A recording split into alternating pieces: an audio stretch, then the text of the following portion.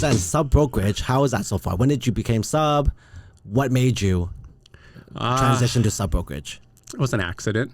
Didn't want to do a sub brokerage. Depends how deep you guys want to get on this. But in 2019, I started a brokerage with a partner, and then it didn't go well.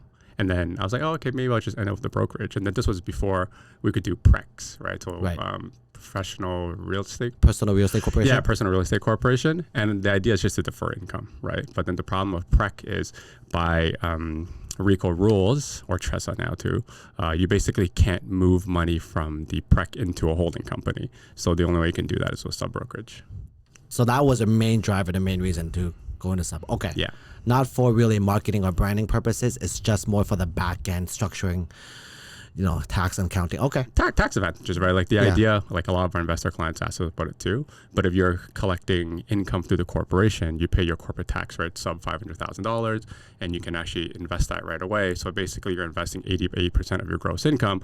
Whereas a lot of people, if they're buying some or like buying investment property, they have to buy with after tax money, which is usually like somewhere between like 70% if you're at the 30% tax rate, or if you're making over 250, you're at like the 52% tax rate, right? So you have that 30% spread on money you can invest. So for the real estate agents that's planning to go sub, when do you think is the right timing?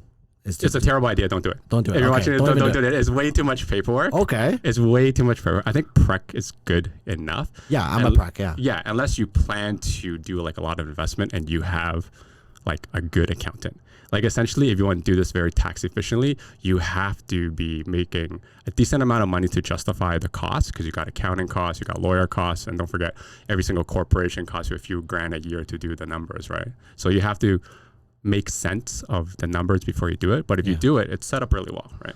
Okay, so you actually regret doing it. If you were to go back in time, you rather choose not to do sub and rather just stay with PREC, it sounds like. Yeah, in short, I would definitely do that. It's just not worth it. All the administrative, the paperwork, and as well, now you kind of essentially became the broker of record. So you're on the hook for everything. Yeah, it's the worst idea ever. I think people are asking me, so why'd you do it? I'm like, I don't even know. You don't even know, right? I don't even know. Because I told you, right? And what's your sub called again? So our office, Remax Excel, and then Advantage. So you're Remax Excel Advantage. Yeah. Gotcha. I think there's 7 of us here. Okay. I think there's 7 subs when I last talked to Joe. Okay. Yeah. Yeah, I think so. I know we have a lot. I never counted, but yeah. We have a lot. Yeah, so this is a big shout out for Joe. If anyone wants a sub, come to Joe. That's it. He's got a good deal, man. He's got a good deal. Come here, he'll hook you up. We'll hook you up. I'll make sure that the referral goes to me, though. Not Zhen. I don't know what you're talking about. Yo, Joe's supposed to give me a referral, and it never happened. I'm like, should we bring him in now? No, don't Let's bring him in right now. Go get on the mic now. Let's set up another mic for him. We are borrowing his office right now to set up my studio. That is correct. No, it's really nice here. And Thank you. like Joe's very relaxed about the sub he's too, the best. So it's great. Yeah, it's great. Joe's the best. I've known him even before I became licensed. How I know Joe was actually my family used him for real estate when he was an agent. Yeah, 20 years ago. That was actually one of my first encounter with a real estate transaction and how this works. So my sister was buying a pre-construction condo, and Joseph was the platinum agent. At that time, there was no such thing as like, emailing floor plans and brochures. Everything had to meet up in person. Yeah. And everything was very secretive too. Yeah, the flipping paper, I remember, on the clipboard. Right. So Joseph comes in out of nowhere on a meeting at a coffee shop, and he brings a whole briefcase. The biggest briefcase you probably ever seen. It's probably those like lawyers' briefcase. Oh yeah, the thick ones. Yeah, and he opened it, and there it is. There was like 20 separate folders, and each folder was a unit, was his allocation. So he was showing his allocation for that pre-construction condo, and he was trying to explain to us, we should buy this one or buy that one, and we're just basically picking and choosing. So that was my first experience actually with pre-construction. It's funny you say that. I have a lot of clients who they're like, oh, you're at Remax Excel. It's like, oh, that's Joseph, right? Yes. And it's just always usually like the Asian aunties. The Asian aunties. Yeah. They're like, oh, Joseph, yeah, how's he doing? I'm like, oh, everyone seems to know Joe. This is how you know OG Joseph is. Oh, yeah, he is like OG in the Markham area. Okay. Yeah, it's actually really good, man. Yeah, it's really good. So let's dive in. How did you start in real estate? Why did you start in real estate? That's the main question. When was this? Like what, 10 years ago? 6 years ago? Yeah, 2012. I'm seeing where I can start the story. Yeah, so essentially, I'll start here. It was an accident, as with most things. Yeah, it's always an accident. Everything's an accident with everything's an accident. Yeah, everything's an accident. Yeah.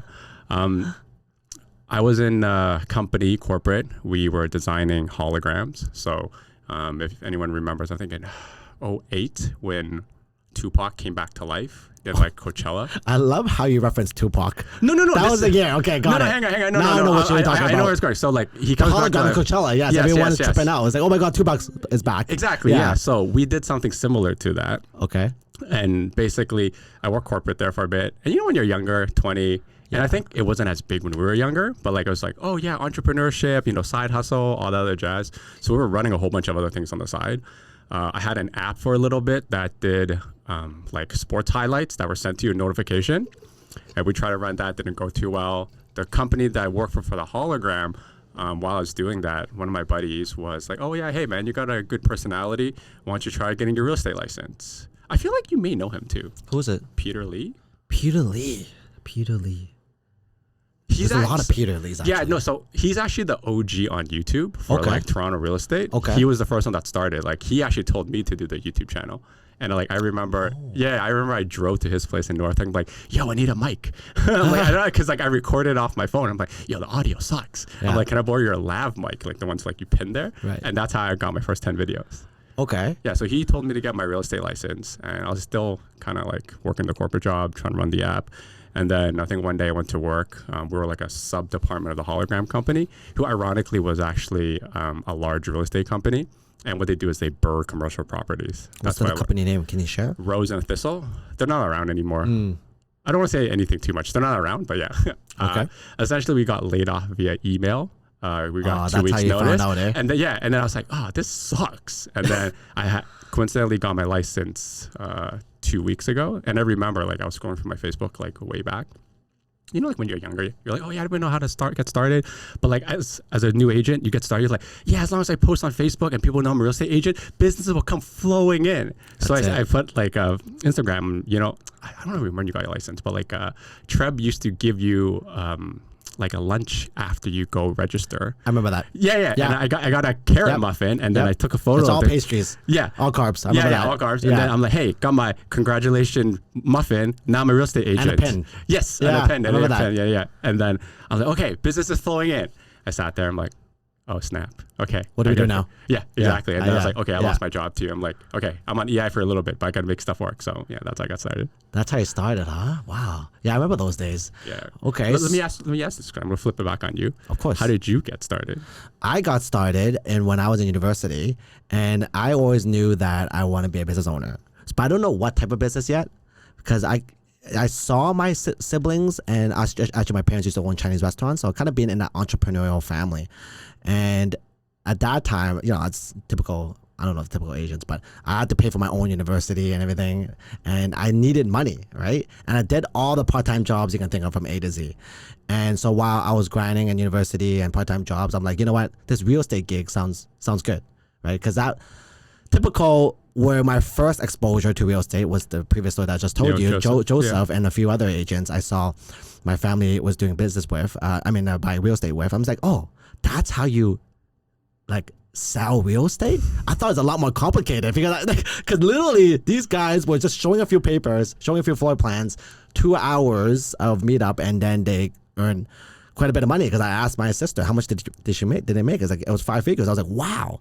So typical. That's what the new agents think too, eh? Exactly. So I was in that mindset when I was young too. I was like, okay, if they can do it, I can do it. Yeah. So that's how gave me the push of getting my license first.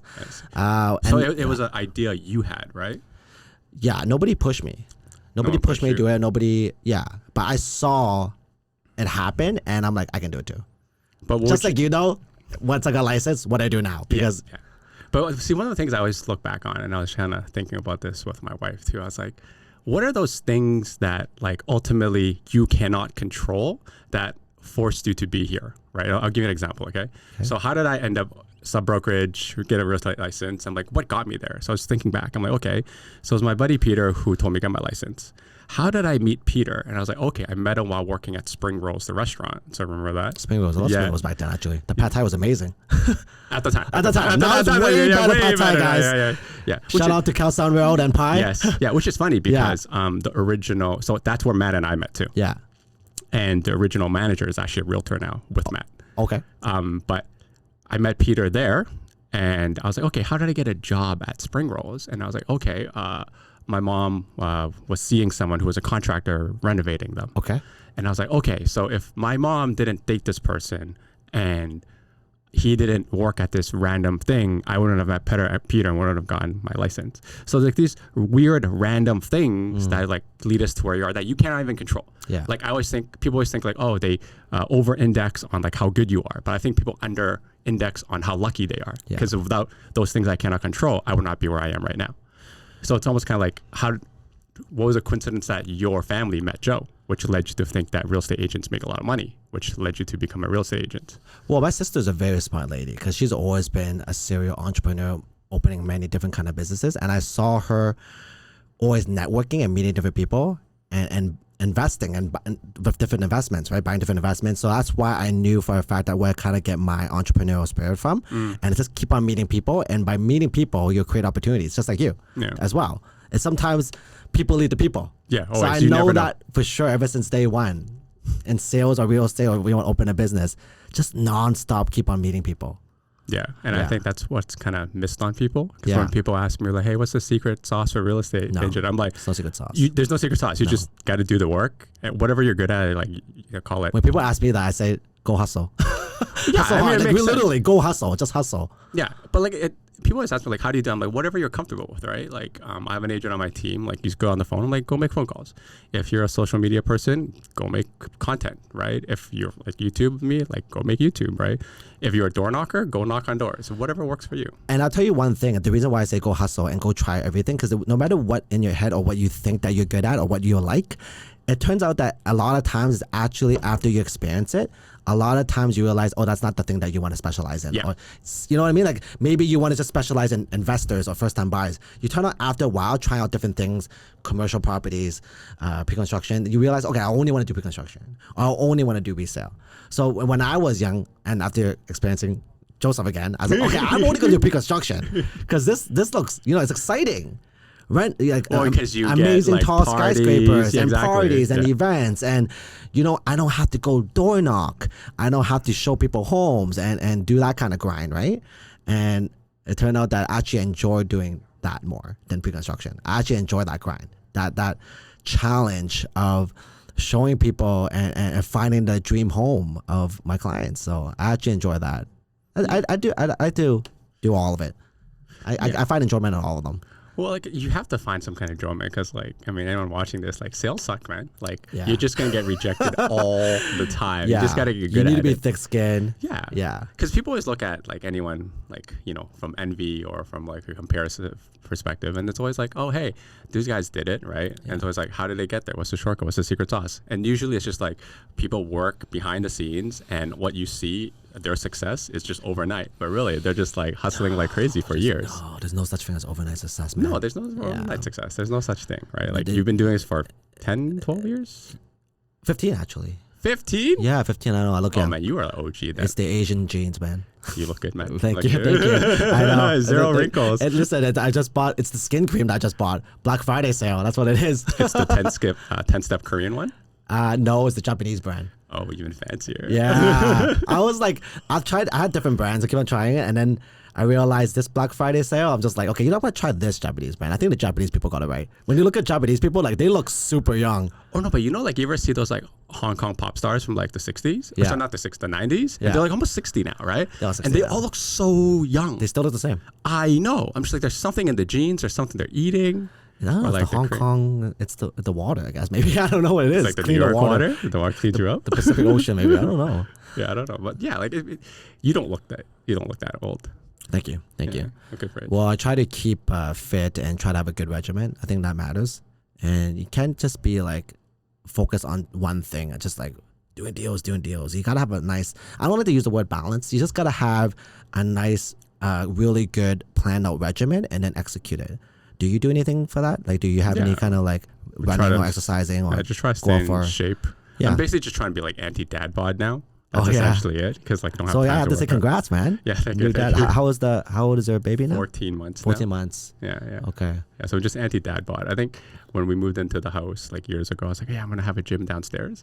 It is never happened. Well, no, I put it in. It was But the you never best. touch it. No, Just I look at do. it. No, I go 3 times a Yeah. day. But then like with the kid now, like I get like 20 minutes, 30 minutes when he's just like taking a nap or something. You just So gotta squeeze it in. Yeah, you just gotta squeeze it in. Yeah. Like something is better than nothing. Yes. And a gym downstairs in the house is probably the best investment in the house because it's like de-stressing. Yeah. So you can like turn our phone off, Like I a guess, in real Peloton? estate.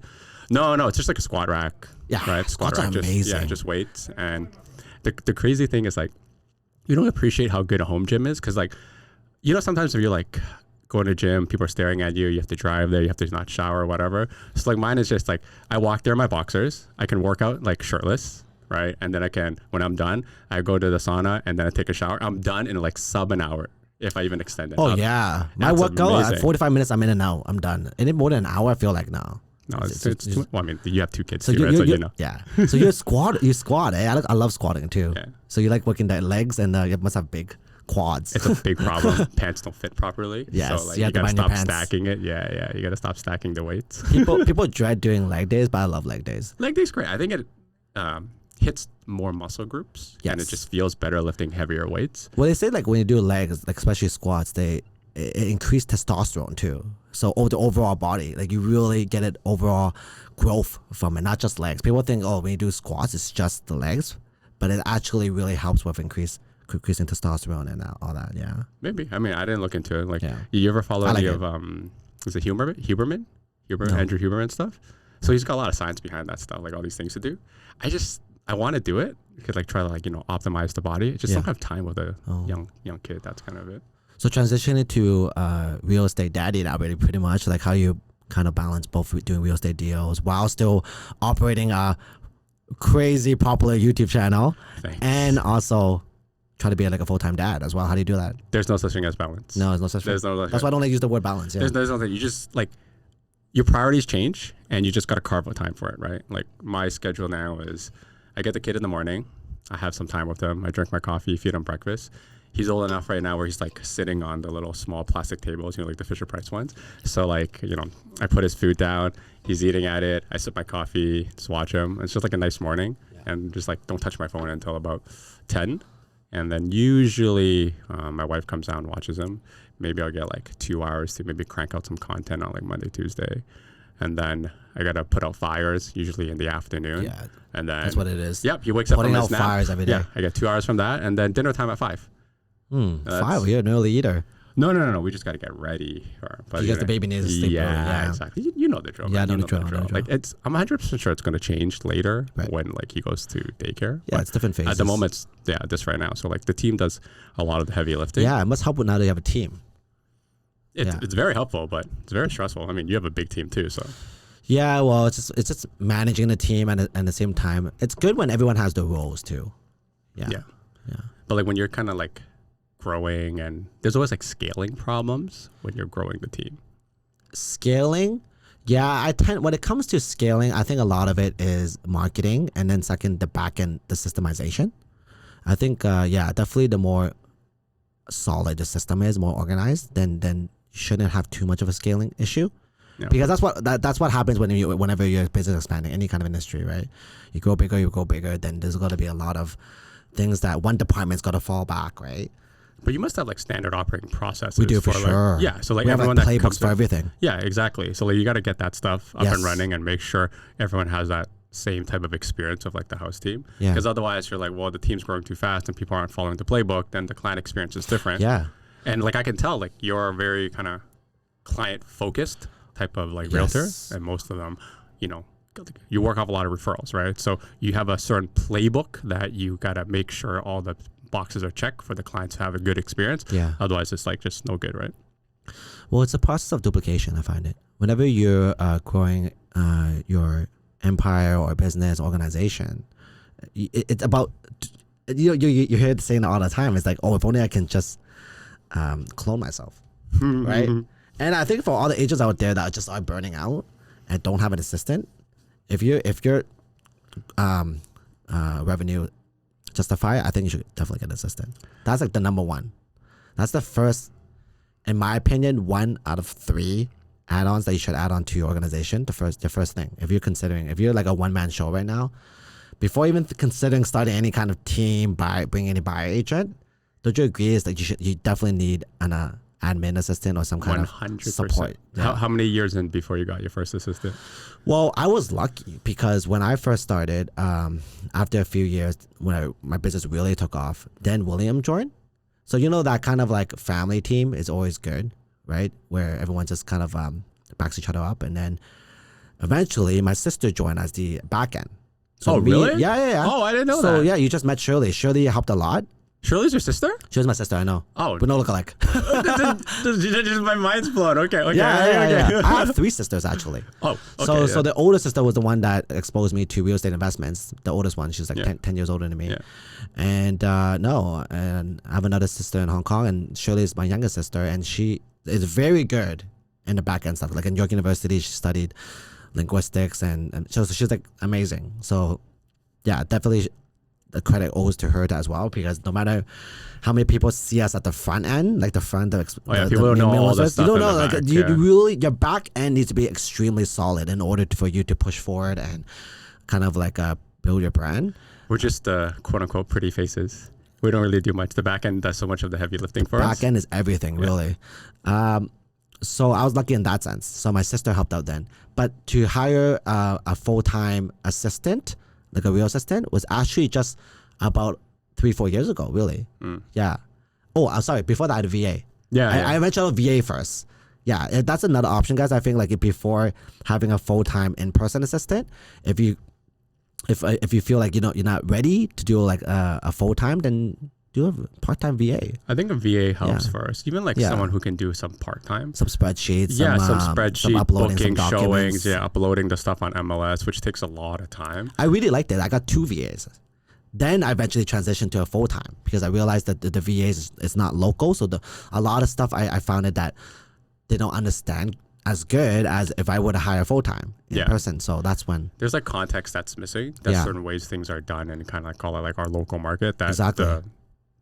Like local help is a lot better. Yeah, it makes sense. Like I think at the highest point we had 3 assistants. Yeah, just to like do a lot of like more repetitive things. Yeah, and they you got. But not 3 in person, right, Zhen? Like 2. No, 2 in person, and 1 was VA, right? Yeah, exactly. 1 was VA. Yeah. So like you definitely want one for bookkeeping. Yeah. I mean, like outside of the sub brokerage, right? You have bookkeeping for yourself.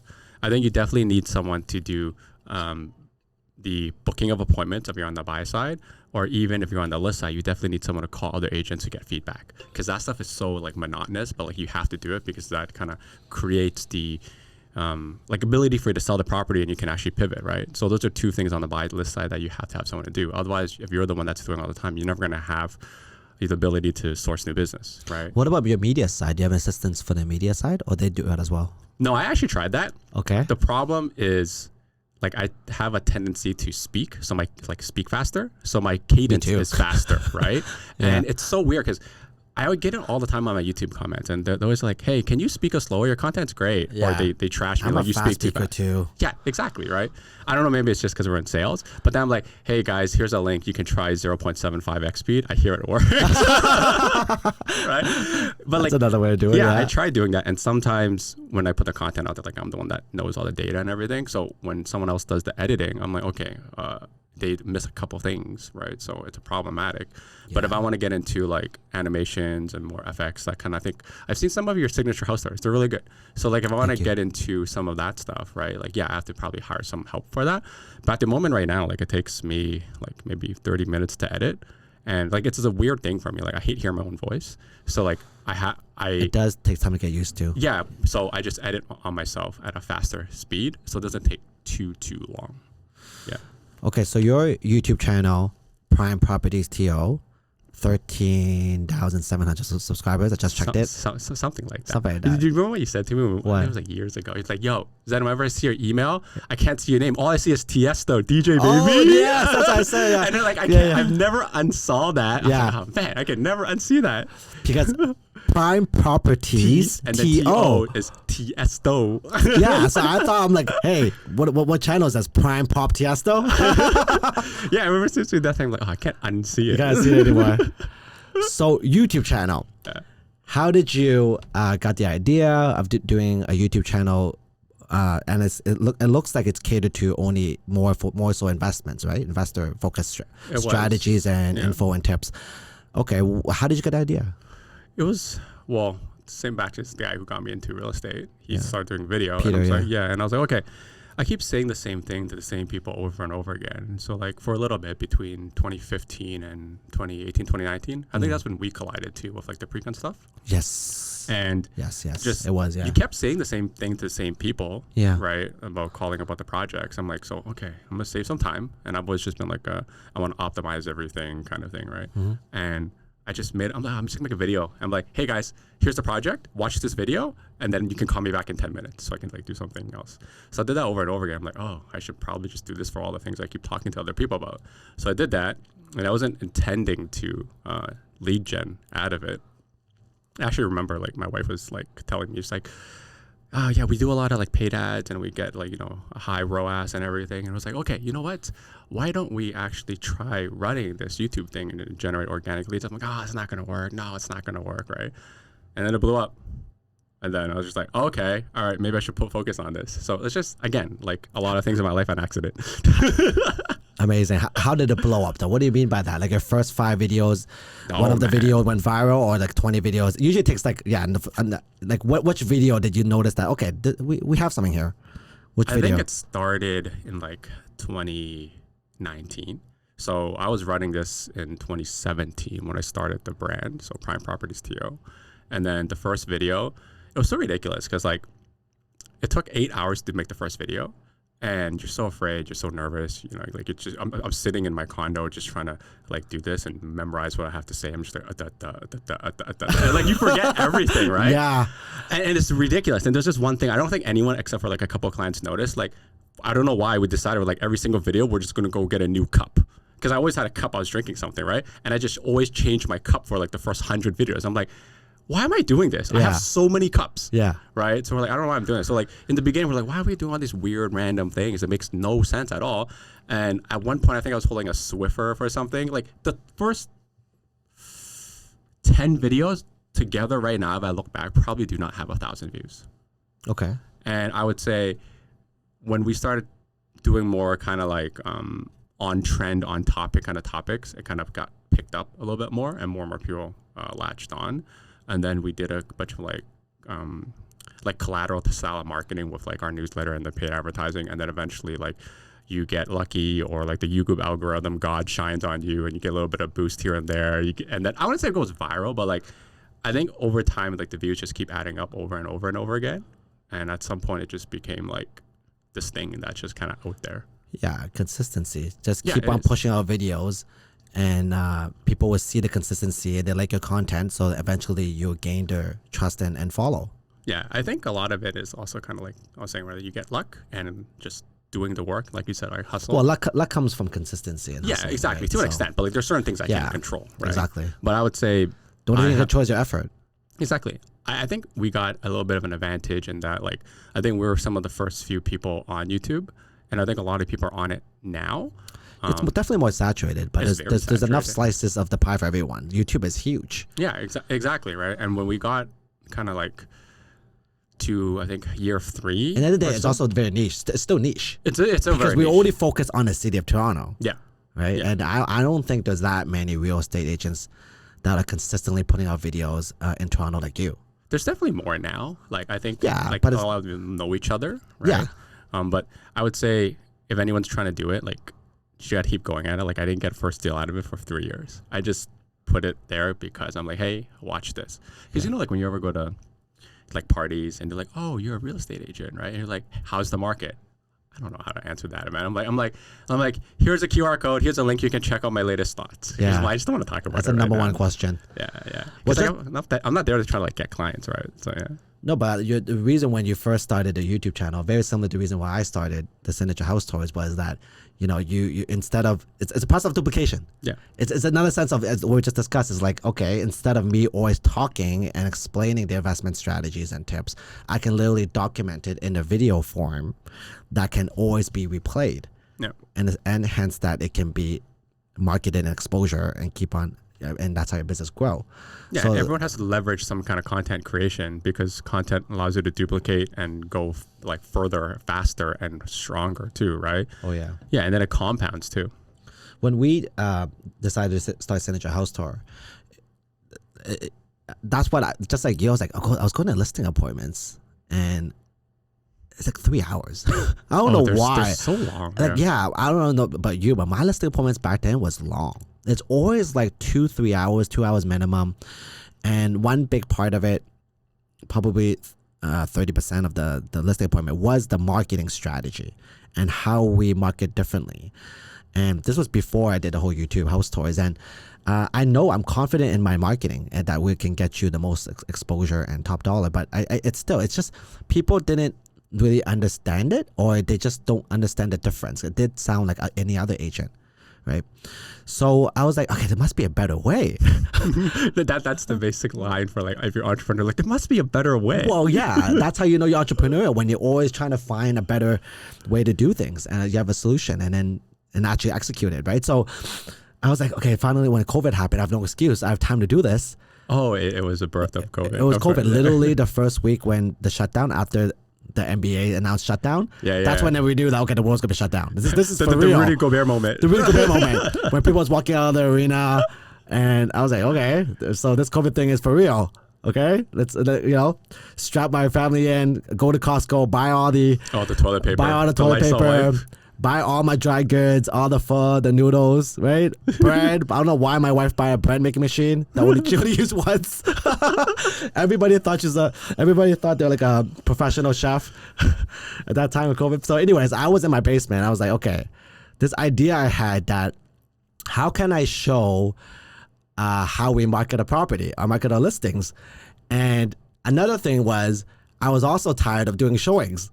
So, and specifically sometimes we're like, because we're listing specialists at that time with me and William. We're like, okay, we decided that we want to just do listings. So we want to really figure out a way to market our properties in a more systemized way. So without being in person or show them. So I was like, okay, why don't we do a signature house tour, a walkthrough, but not just a normal walkthrough of just showing the house, but what the things that typically a buyer asks for when you do a showing. Yeah. Right? How's the area? What are the finishes? When's the house what built? School is zoned what for? Which school is good? The rankings of it. How close it is to the next highway entrance. Yeah, grocery store. Where's the nearest community Costco? centers. And obviously the pricing. What do you think the price is at, Zhen? What do you think the price is at, Raymond? Like, what are the comps? And when you throw the comp up So I'm like, okay, why don't we just throw that on the video, right? Throw that on the video, do in a way that is our style, right? And I never really like the type of like to flex anything or show off anything. It's just really going there and just try to be a really good real estate agent and just explain everything that I can, so you can make an educated decision. Yeah. So that's where the birth of Signature House Tour was. Like, okay, I'm just gonna throw everything in this video, and then this way I can show the buyers. And then it caught on where the seller's like, okay, well, this is very good videos. So people want to basically work with you because like, oh, I want my house to be marketed like this, right? Correct. And when I go to a listing appointment, it's so much more easier, Zhen. It's so much more easier, man. Like I go in there, a lot of times when the moment they open the door, you kind of see in their eyes already that they already chose you. This is want to make sure that you don't, you're not crazy. You don't say or that you're stupid. the real person. Yeah, you're the real person, that you don't screw it up, that you're not some kind of alcoholic. You know what's one of the weirdest thing I get? Yeah. I guess like maybe 20% of the time when I meet someone that's female, they're like, "You're a lot taller than I thought you would be." I'm like, "Yo, how tall do you think I would be?" Your videos, you look tall. Yeah, what do you mean? Yeah, that's what I said. Yeah. Like, I don't think I look short on it. Yeah. But then like it's very much kind of like, it's a lot easier because people know who you are and what kind of you're about. Yeah. Have you ever had someone easier. just call you because oh hey, I saw your video on your signature house tour, and they're like, hey, can you come look at my house and give me an opinion on it? Yeah, typically, honestly, Zed, we've been having real estate agents calling us in. So yeah, real estate agents, licensed. Yeah, no, these are great agents. Okay, like they know what they're doing, and because they see our marketing and they see our signature house tour, they're like, you want to list my property? I'm like, sure, let's go, right? And these guys, yeah. So no, it helped a lot. Now that you have a video and clearly show your unique proposition, your value, my listing appointment is now cut off from back then it's 3 hours. Now it's probably average 1 hour. 1 hour. We don't even get into the marketing part. If we just get to the meat of it. What's a commission? What do you think our house is priced at? What is the logistics? The timeline I'm looking at. That's kind of like what ours are too. Like when someone calls me, they're like, hey, can you come take a look at my property? And then we basically, I go in there, I take a video for the team so we can get the staging, the repair guy, the handyman, and all the things we need to do. And we can just like roll out to the next one. But I find we don't usually get a lot of objection with like pricing and not many objections with like the cost, right? So like the professional fees, because they're like, okay, like you said, like I've already made up my mind. I'm gonna use like use Zhen or use Ray for kind of like selling this property, and it's just a lot smoother, right? You don't have to like try to sell yourself. You have established your credibility and your value from your YouTube videos or your marketing. That's what it comes down to. You don't need to upsell yourself and explain why you're different than any other realtors, because they can just literally go on the laptop now, type Zhen or Prime Properties, look up all your videos, see how you explain it, and then they know that you're the real deal. Yeah, there's a lot of and the best thing is they can relate to you. Yeah, because it's because I know that when I see your property, it's exactly how you're talking to me like now. You're not putting up some kind of front or anything like that. No. Like, you're the real you in your video, so people can relate to you when you're authentic and genuine. So they really know that, okay, yeah, it seems like Zhen will be a great agent for us. That's the whole, like, they gotta talk to us like, okay, he's the real deal. He's not like putting up a facade on video. Right. Yeah. Right. Have you ever been recognized yet? Well, the funny thing, Zhen, I don't know if you know this Hong Kong actor. I don't know his English name. His Chinese name is Zheng Kai-chong. And he's in a lot of these TVBs and movies, right? Is he like current or like from before? He's still currently making movies. Oh, okay, yeah. But back then, I would say there was a time that he was like really, really popular. Like in the 90s? No, he's fairly new, like probably a few years ago, 5 years ago. Yeah. So he's been acting for like 10 years now, probably more than that. But what I'm trying to say is that when I go out and I get these stares, like, let's just say I'm eating at a restaurant with my family, the server will look at me. It's like, oh, you look so familiar. Where have we seen you from? I'm like, okay, listen, there's only two possible answers for this. It's either you've seen my for sale signs, my real estate signs. Yeah. All right. I have seen your face I'm like a realtor. all over. Yeah. Or you think I'm a Hong Kong actor named so-and-so. They're like, oh, you're the Hong Kong guy. You're the Hong Kong actor. That's why I know you. Because I look like a lot of people say that I look like. You gotta send me show me after. I'll show you after my iPhone. Too bad we don't have a Jamie here. I'll be like, Jamie, pull it up. Joe Rogan. We just pull it up. Yeah. You got this? I don't know where it's tightened. I think it's this guy. Oh, I see. I see. Yeah. Zhen mics just fell. Yeah.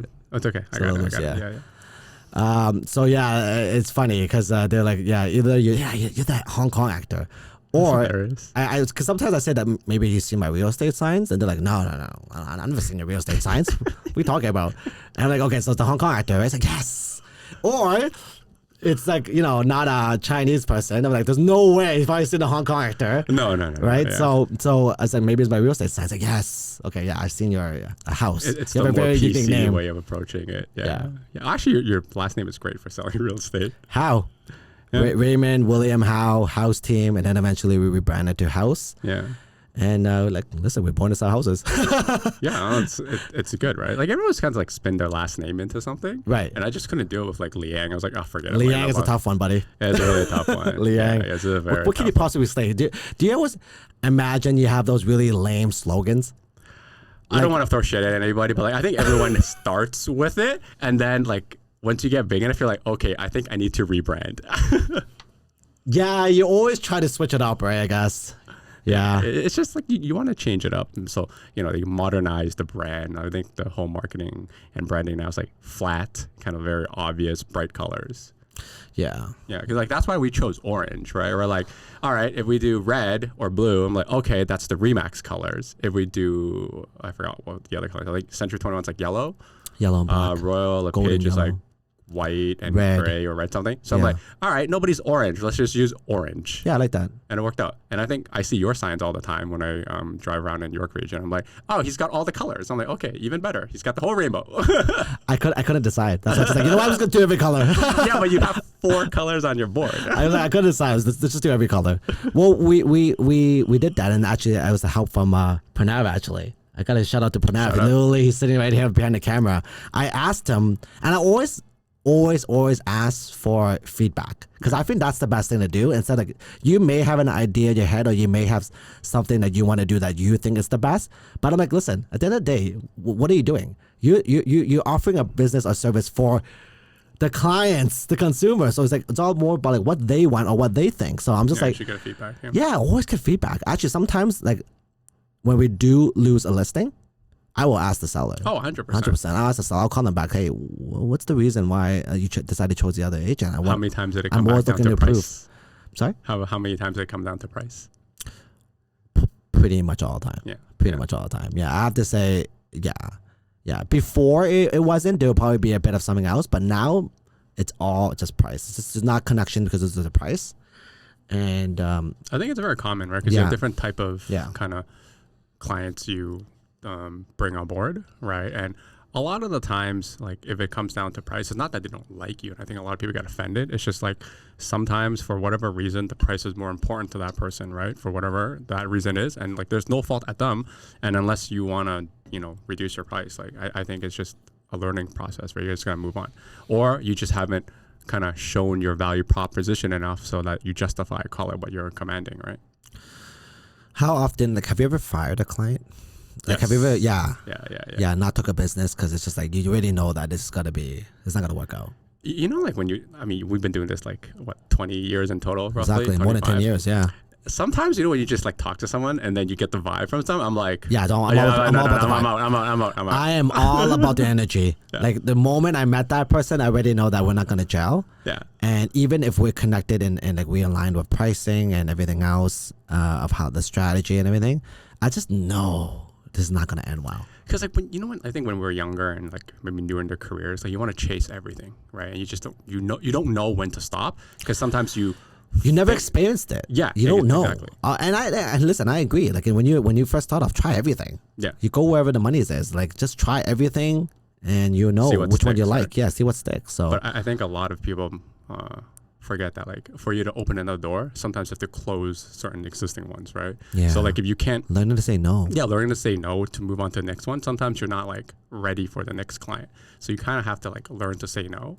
But like sometimes when we get started, like you never know whether it's going to work out. Like, do you remember your first deal? My first deal was bad. Mine was super bad. Mine was so bad. All right, I'll go first. So okay, go first. Yeah. We started leasing. Okay. I remember. I don't want to dox the client, but like Lansdowne and Bloor, $800 for 1 bedroom. The guy was new here, and it was such an uphill battle because like it's just a lease too, right? And you know how like sometimes you have to like prove and sell it to the other agent that like, oh hey, this is a good tenant. And it was so difficult because the income didn't match, the credit score didn't match. And we went to so many different places. And I was like, oh, maybe I should just give up. And I didn't know how to say no. And that first deal took me about 6 months to do for an $800 lease. And I was like, okay, I'm grateful that I did my first one. But then afterwards, I was like, man, this is really hard. Do I really want to do real estate? Right? Yeah. But then I think looking back now, like, I think being so focused on trying to get them into that property, not knowing like, and just like say, maybe the qualifications weren't what some people are looking for. It was like an uphill battle, right? Like sometimes you just have to learn how to say no. So did you end up getting that deal done though? Eventually, like 6 months later. Okay. Yeah, we did. But then like, I feel like if knowing what I know now, I would have been like, hey, you got to like stop this one. Be like, hey, we tried many, many times. And like, you're not taking the recrecommendations that we're doing to actually get the place, right? So like, but as your first deal, like it took you that long, 6 months. Oh yeah. What do you think was the reason why it took you that long? Like if you knew what you knew before that you maybe could have get done earlier. What is the reason? I would say more so just like you knew how to get the person into the property, and I wasn't like firm enough. Like, hey, you got to come up with some more, call it like months on the back end, right? Just posture, right? Yeah, exactly. So like you weren't confident enough. Yeah. Like, hey, you got to do this to get this thing done, right? Obviously, it comes with an experience. Agreed. Right? Yeah, when you're new, like everything is just like, it's like a deer in the headlights. Everything's just blind. Like I don't even know what's going on. Just everything is just testing it out. Like okay, let's try this, let's try that. And you just keep like, it's like the definition of insanity. You keep doing the same thing, thinking eventually it will work, but really it doesn't. Yeah. My first deal was a family deal. I see. Yeah. Well, like I joined a brokerage. Right away when I got licensed, I joined the biggest brokerage in the city. I'm not, I'm not gonna name names, but the slogan was "Home of the Top Producers." So I was naive to think that when I joined them, automatically I become a top producer. They're gonna teach me the ways to become a top producer. The secret sauce. The secret sauce. It's only at that brokerage. Yeah. So my manager at that time, when I asked him for advice of how to get business, was literally go speak to everybody you know. Yeah, which is family. Which is friends, family. Yeah. So I did that. And if I knew that, what I knew now is like, don't even deal with your family, because family is just more headaches. Yeah. Actually deal with cold leads. Honestly, do with cold network, cold audience. Do with people you don't know. That's honestly my suggestion. But anyways, my first deal was a family deal, and it got so bad. And as well, I didn't know that I should just start with leases and rentals, kind of get your foot wet first. I just wanted right away only focus on resale, buy and sell. Yeah. And I knew like as a young guy, like who's gonna trust me to sell or buy, right? So I'm like, okay, so I listened to my manager's advice and just focus on my family. At least they know me, right? I got the family listing. I actually got the listing from the family, yeah. And it was a nice townhouse, good area, very sellable, but things went downhill very fast because I did not know how to structure an offer and at least negotiate an offer, or know even how to get the top dollar for my client. Really, I didn't get any of that kind of training, or didn't know how to ask. And yeah, it was bad. It was bad to the point that the family friend said that, listen, I know another agent, and I get it. We retain you, no problem. We're not gonna cancel you or anything like that. But I have another agent uncle that can kind of like take over, and you can just like sit over there and just chill. Yeah, it was bad, but I did learn a lot. I have to say, at least I learned a lot from my mistakes, right? And going through that. That one deal helped me a lot, I have to say. I think everybody goes through. You have to go through. You have to go through those kind of. It's also kind of like when I try to train people, I'm like, look, I'm not going to be able to tell you how every transaction is going to go, because everyone's different. You need to experience it. You need to see. Ideally, you got to follow me and see how we do it. Yeah. Then you can limit your mistakes. Yeah. Yeah. Instead of you going out and trying to figure it yourself and experience those mistakes yourself. That's another thing with teams, right? Don't you think that if you're a new agent, would you advise them joining some kind of organization or team, or 100%, right? 100%. But I think the challenge with a lot of people is that they think it do on their own. And at least when like I interview a lot of people when we're kind of like growing the team, it's always like, what's your commission split? Why am I giving you so much commission? Right. But I think people underestimate the earning potential that they're foregoing by not learning all the mistakes. Kind of like, being on the shoulders of giants, right? Yeah. You should learn your mistakes so that in the first few years you're learning more so they can start earning. But if you're only just focusing on earning and doing your 1 or 2 deals and getting 100% of that, wouldn't you rather get like 25 or 50% of like 10 deals? Exactly. And you get the math learning. Makes so much sense. Yeah, but just the math. People are short-sighted. And I think that's actually a good like barometer when I ask someone like, why do you want to join? And they're like, oh yeah, and if that's the first thing they ask me, I'm like, yeah, I don't think we're. You already know that you're not gonna buy. I already know. Yeah, in the first 5 minutes, I already know. Yeah, right. Yeah, so like you want people who focus on other people first, at least our ethics too, right? Similar to yours, and just people who have that. I want to learn, and then I'll make money afterwards, right? And I think a lot of people forget that because they look at like the commission checks right now, and they're like, oh, all I need to just do 1 or 2, so I go to the biggest brokerage in the world in Toronto, and it's like a flat fee. I do 2 deals. I'm good. I'm rolling. I can go lease a new car now. But it's just not that, because the amount of mistakes you make and the amount of learning you forego, like you're paying the idiot tax. You should really just like go learn so that you can earn afterwards. Because I tried to do that for the first 2-3 years, and I was like, forget it. I'm just getting a mentor. So I learned from one of the biggest agents in Yorkville for commercial.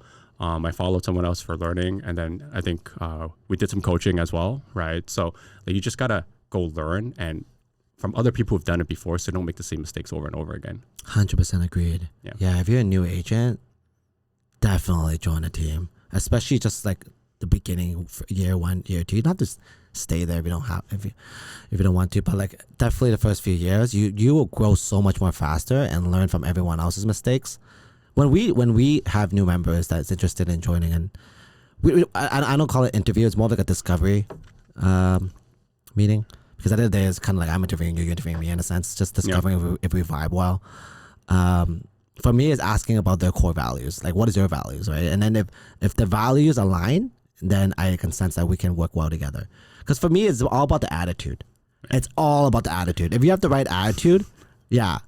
Well, like, I think at this point where we are, like, I've learned you can't change people. You can't change people. You can't change people. Like, it's You just can't help people that don't want to be helped. Yeah. Like, you just like I think the you gotta be saying is- coachable. yeah. So the thing I say is like, hey, if you fall in the water, Yeah. you got to get out, because falling in the water doesn't kill you. Staying in there, you drown. Yeah. So like you need to be like part of your own rescue. If you're not a good follower and coachable, it's just like, okay, then why do you want to be in a team? You know what I mean? You're here to get the support and mentorship and advice, right? So, Well, I mean, people must like message you, try to join a team because they think it's like a free ride if they get on your team. leads, right? yeah, exactly. yeah. It's No, the lead I gen. get it. There's 3 different like team structure, right? There's the lead gen, there's the more of a community, and there's the kind of like working from like a one leader kind of structure, right? Yeah, and like then, the big guy. The big guy, right? Yeah, yeah. We're the opposite of that, right? We're more about a community. Like there's no hierarchy with us, right? Yeah. Like, and that's why attitude has to be very important. Just like if you're in like if you're living in the same village as people, it's just like you want to be with people that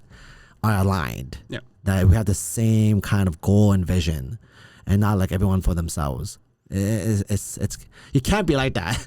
It's not gonna work well. So what did you start a team? Why or when? Why?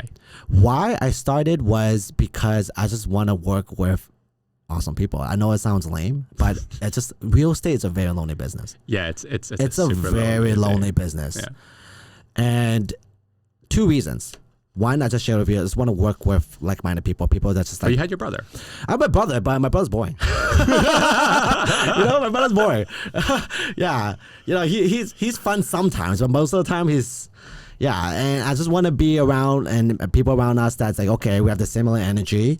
And how much more fun would it be if we are doing stuff together? Like when I achieve a win, people celebrating with me, or when someone else got wins, we celebrate. You know what I mean? And we can bounce off ideas and bounce off any kind of advice or challenges. Like we have that meeting every 2 weeks for our team. Our community here is that we share our wins and challenges. Yeah. Like that's the first thing we do in a meeting. Okay, everyone, what's your weekly wins, challenges? Yeah. And that's the best. Like what we just said. You can limit your mistakes as a new agent if you join. Like you're literally with 10 different producers, and everyone's sharing their challenges, and then everyone's sharing their advice because everyone has different experience. Everyone go through different things in real estate.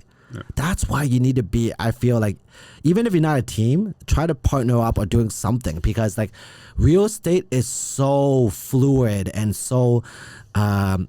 It's such a big industry. There's so many things to learn, so many different challenges. Well, there's so many different like you can't know it all. on it. Yeah, exactly. You can't know it all. It's impossible. I'm always humble in the sense that I'm always asking different people. Like even I've been in business for a long time. That I'm like, okay, how would you handle the situation? Like, or have you experienced something like this deal? Like literally last week we did a deal that was just like we've never experienced that. Like we never experienced that, and then you gotta ask for help. Like we asked for Joseph, and we asked other top brokers in the city. You just gotta be humble enough to do that. Well, some people are not. Some right? are not. Well, I think a lot of people, and that's the issue with this industry. I find it's just like it's very tough to do business like that. It's not competitiveness; it's collaboration. Well, I mean, I think I always tell people, I'm like, when you do a deal, there's a confirmation of cooperation. I just think just the same, Zhen. There's a reason why it's called cooperation.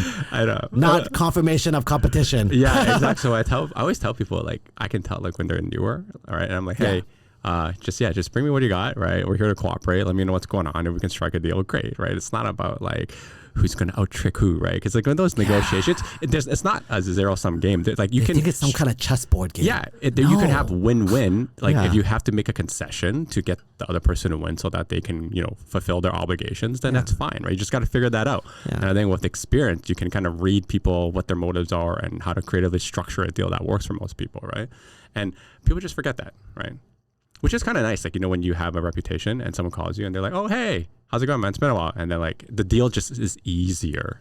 Way easier. Yeah, way easier. That's another benefit of having your name out there is that doing deals is so much more easier. Yeah, it really yeah. is. Doing deals Yeah. is a lot easier, way easier when I first started. That like nobody knows me and knows us. Like now, and it's not just about, even if they don't know. I think you have to be extremely friendly and extremely willing to reach out, and willing to cooperate. Like you just said, this business, the more cooperative you are, the more farther you go. Yeah, I think so. Yeah, like I think people Can't be close-minded. Yeah, I think it gets kind of like a little bit weird when people think about it, because like let's look at the current market now, right? Like what are we, 70,000 agents? 80. 80. Okay, You're getting to 80 now. There's some that are part time, right? Like they park their license. Yeah, But let's you just don't say- know if they're part-time or full-time, but yeah, there's 80,000 agents now. So 80, Yeah. and I was tracking stats for like we're on pace for 65,000 transactions, which means you get two ends. So that's about 130,000. So technically that's like 1.1 deal per person if you split up that way. So like I think when people think of it that way, they're like, oh, I got to get my piece, right? But in reality, we're like, look, like I don't think there's that much competition. Like if you just do what you're supposed to do and you just treat other people well, like things will come to you, right? Like you just can't be so emotionally tied to that one piece of the transaction. So like if you ask for help, maybe like do other people's open house, right? Like I think our brokerage chat is like, there's tons of people who don't want to do the open house. That's a great way to get started. We love our brokers chat. Yeah, everyone's helping each other. Yeah. So like I think as long as you have some kind of like support system and you go and be cooperative, like I think things will be fine. You'd have to be like, oh, here's my little secret, I can't share it with you. No, definitely not. In this day and age, like I'm still kind of like, I'm dumbfounded. Like it's wild that agents are still so like keeping themselves like, oh, I can't share. He's gonna steal it, and they're gonna steal my business and gonna steal my market share. No, no. No, like you have different energies. Like even for us, like I find like everyone in marketing, like everyone swipes people's different things, right? So like I will try something in marketing and it works, and be like, oh, that's a great idea, and they will copy it. And the way I say, I'm like, it's not that they're copying me. I'm like, that's almost kind of like, oh, I'm flattered. You know, you think what I came up with is a good idea. It's the ultimate form of compliment. It's the ultimate exactly form right. of That's how I compliment. look at it. So when I'm like, okay, well, for me, I'm like, okay, if I want to be like crazy good listing with the videos, I'm like, all right, I'm gonna look at Ray's videos. I'm like, all right, what's he doing here? I'm like, okay, I'll take this, I'll take that, I'll take that. I'm like, and I'll be like, hey Ray, I did this, because I think when you in COVID, you were asking me like, oh hey, what were the pros and cons of like starting a YouTube channel? I'm like, just start, man, just start. I love that. I love that advice actually. Like you was just like, you didn't give me a full out essay. Just start. Yeah. I love that. Don't think so much. Just start. Yeah, just because you figure it out afterwards. Yeah, right? you figure it out along the way. Yeah, Don't think so much. Better done than perfect. Yeah, you Just eventually get it. You Go eventually get it. get better and better. So it's the Yeah. idea of like, if you improve 1% every single day, it's much better than like, you know, you find the perfect day. It's the mama mentality. Yeah. That's what Kobe Bryant said. Yeah. Yeah, it's improve 1% each day. And you just get better Patience. and better and better. It's a long-term game here. It's not about trying to get 1,000 followers in one day. Trying to go get that video viral when it's the first 5 videos. Like that's not gonna happen. Oh, it took me so long to get my first 1,000. Yeah. But I remember when I did it, I think back in the day, you could monetize at 1,000 views. I was like, oh snap, I could monetize. Made for like I'm making 10 money. Cents. Made 10 cents. Made 10 cents that month. Still money in the bank. That's it. Passive income. Forget about real estate deals. That's it. I'm gonna become a full-time YouTuber. Oh my goodness. 13,000 subs do not make much money. Did you get that plaque yet from YouTube? No, I don't know what it is. I think it's like 100,000 subscribers. Oh, that's where you get the plaque now, right? I don't know. I never looked into it. I know there's different ones. I think it's like 100,000 and then like 1 million. I'm nowhere even close. Yeah. Right. Like I'm not trying to be like a YouTube star. Like it's. But how do you stay consistent then? Because it is a lot of work, a lot of thinking of creating the content, the filming, the editing. Like how do you keep consistent?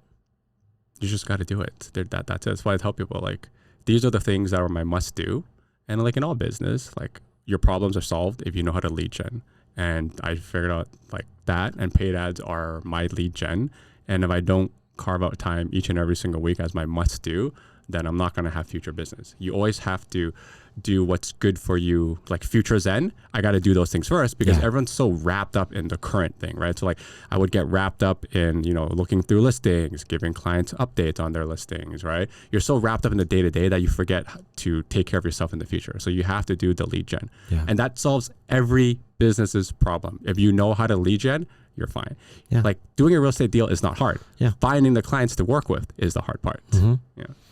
Yeah, I know. I completely agree. And it's okay to, if you have an idea or you're not sure where to start, like you said, it's okay to copy. It's okay to copy, but just do it and put your flair to it. Put your flavor in it. Yeah, because right? like there's, I think, at least from like I don't my know if it's called research- copy, because at the end of the day, it's just like you want to do something that works. Well, yeah. But be original. Don't like completely copy word for word. That's plagiarism. In marketing, it's called swiping the idea. But Right, like you're like we right, just like said. you have to put your flair on it. Because like maybe my fast talking nerdy number thing isn't gonna like Be appeal genuine. to Just some be people, right? yourself. Yeah, just do what works for you because you'll attract your type of people, right? Yeah. Like I have somehow just attracted a ton of accountants and engineers. Yeah. Just because they also like my nerdy approach. Yeah, no, I was speaking to my real estate buddy, and he said a line that made so much sense. Shout out to Si Wu. I'm not gonna say this full name, first name. Do I know them? Maybe you probably do. He's famous too. He said that, wait a minute, every agent copies each other, okay? It's about who works the hardest and put the most effort. So true, right? It's just like everybody copies each other, but who is actually going to execute and put in that work day to day to make it to the way that you want it to be, right? So it's just like how I look at big corporations, DoorDash, Uber Eats, Uber, Lyft, like Apple, Microsoft. They copied each other too. When it was a good idea, like when Uber came, right away there's all these copycats. Right away there was Lyft and Didi from out of China, and then it's about who's doing the fastest, the best. Speed. Yeah. Okay. Speed. Yeah. Speed. That's basically you have to do it really quickly. Speed. Don't overthink things. Like that's business number 1, right? 101. Speed. Well, a lot of people have a hard time kind of executing on ideas, right? Like sometimes people overanalyze.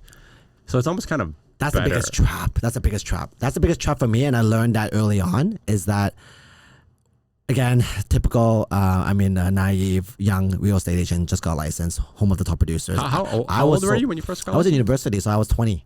Oh man, 2008.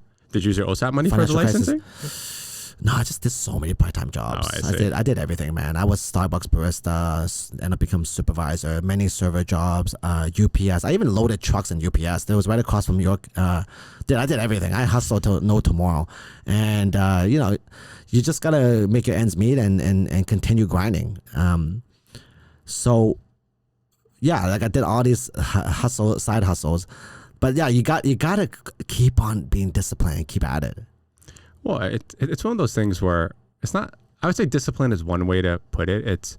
I think everyone just over indexes on kind of like what's the secret sauce to doing it. But like I think if whatever it is the way you're doing it, you just keep don't consistent overthink on it. Yeah, don't overthink it. And that's the biggest trouble. What I want to say was that when I first started, I was so busy with planning and not executing. Don't be those type of people that just like, oh, I have the best idea. I'm going to have the best looking logo, best business card, best YouTube video. No, it doesn't work that way. It doesn't work that way. Whatever's in your head that you think is the best, it's not what the public actually thinks. Yeah, and you don't know for that. it. Yes, You you have to don't get know feedback. that until you do it. You don't know that until you do it. Yeah, it's just like you said, 1%. Just keep it getting better. As long as you're 1% better, and at the end of the year, you're gonna be 360% better. Yeah, exactly. So what would 3x. So what would Raymond, if he just got licensed now in 2023, what's the first thing you would do? Like you said, join a team. Yeah. That already will minimize your mistakes at least 50%. That will 3x accelerate your business minimum. These are just conservative numbers, I think. As long if you have a good attitude and you're coachable. If you're coming into this thinking that you have a game plan that you're going to do it your way and you got to be, and you're the attitude that's like not coachable and a bit arrogant, then no, you're not right. Yeah, then you maybe you just want to stay as solo. I don't think you're going to be a team player. Just stay solo and figure it yourself then. That's my opinion. Attitude is very important. That's just how I look at it. Yeah, that's how I look at it. And maybe not even for real estate, because it's a service-based business. It's a people business. Yeah, actually one of the things I picked up on is like a lot of like successful realtors I know. Oh, nice. Well, they're nice, but like a lot of them came from the service industry. I was a server. Yeah, I was a server too. Yeah. Like you learn Hospitality. so much. Yeah, hospitality. Sales, server. Like if you have those skill set, then yeah, you should definitely consider venturing off to be a real estate agent. Because if you're selling whatever you're selling, phones, cars, then why not 10x your commission? And it's not about money. If you're happy selling that, great. But I'm let's sure, be real. Like a lot of people come to real estate think it's easy money. think it's easy. Yeah. Think it's easy. But I would agree that if you have those sales background, it helps a lot. If you're like a promoter and if you're a car salesman, insurance, it helps a lot if you want to transition to real estate. Yeah, like I think everybody that makes like a decent amount of money, from what I gather, like when I ask them like how did they get into real estate, because like real estate very rarely is it like your first job, except for like you and some other people. It's always like your second gig, like True. your second real career. Yeah, you're right. Actually, my first full time is real estate. I never thought about that. You're Yeah, right. because like I real did estate was so like, many hustles, side hustles. Yeah. yeah, like my real estate's not my first thing, but like everyone I talk to is like it's your second career. You're like your first one bombed, or you just didn't like it enough that you're like, okay, I'm gonna go get a real estate license. Yeah, but then that's why I like, you know, as we start a team. That's why I started a team, because my first few years I made like no money and I made so many mistakes. Oh yeah, of course. So I don't want to see that happening for a lot of people. I don't want to see that happening. That's why you asked me what's the number one advice is to join a team. It doesn't have to be my team. It doesn't have to be Zen. Join any team, whatever. I highly suggest it's about the vibe and a connection, right? And also if whatever you want to do, if that person is team leader is a pre-construction specialist, if that's what you focus on, then obviously you want to join that kind of team. No. But more importantly, definitely go sit down to multiple. Don't just sit one, and get a vibe of each one. Yeah. And you know, based on the energy, in my opinion. Yeah. So it sounds like you're going to basically start like a first 1 year in real estate course. You start selling the course. It's a good idea, actually. Process of duplication. We really just create a course and just like, instead of just repeating myself. Yeah, no, it's not bad of an idea. You're welcome. I will take royalties on that. That's it. I'm going to credit Zen. You don't have to. You can just fight my idea. I would just be, Ray took my idea. I'm flattered. So what is your mantra? Like, what is your like favorite quote? We always ask our guests this, like, what's your mantra or that you live by? I don't know if there's a mantra, right? Like the thing I tell my team is always like, there's just 3 principles we go by. Do the right thing. Yeah. Treat other people as how you want to be treated, and just give it 100%. Yeah. I find if you follow those things, like it's very hard to go wrong, because like your intentions come off the right way. And if you do the right thing, it'll keep you away from doing ethically gray things, right? Which, you know, our industry is notoriously known for. So if you just follow these things, I think it's fine. People, gray, not black. Yeah, gray. Yeah. So I think those are the 3 things, right? But like I think from a business perspective, depending on like who's watching this, like I think it's like a Gary Vee thing where it's like my man. Easy choices. What was it? Easy choices, hard life. Hard choices, easy life. Yeah. You got to do the hard things so you can have an easy life. Nothing comes easy.